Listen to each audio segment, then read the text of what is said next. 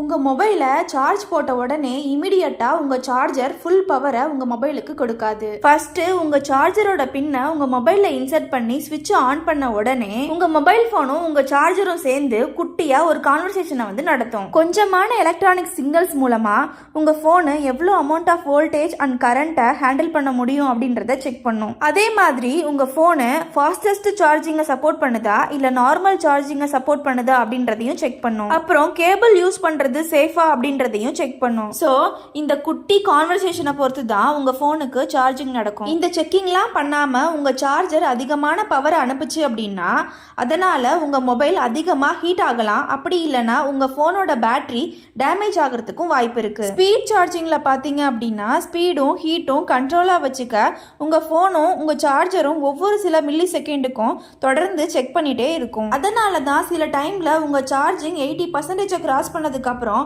Charging speed slow ஆகும். இது உங்க பேட்டரியை ப்ரொடெக்ட் பண்ணும். இந்த தகவல் உங்களுக்கு புதுசா இருந்துச்சு அப்படின்னா இந்த வீடியோக்கு ஒரு லைக் போடுங்க. இந்த வீடியோ உங்களுக்கு பிடிச்சிருந்ததுன்னா நம்ம சேனலை சப்ஸ்கிரைப் பண்ணி சப்போர்ட் பண்ணுங்க. தேங்க்யூ.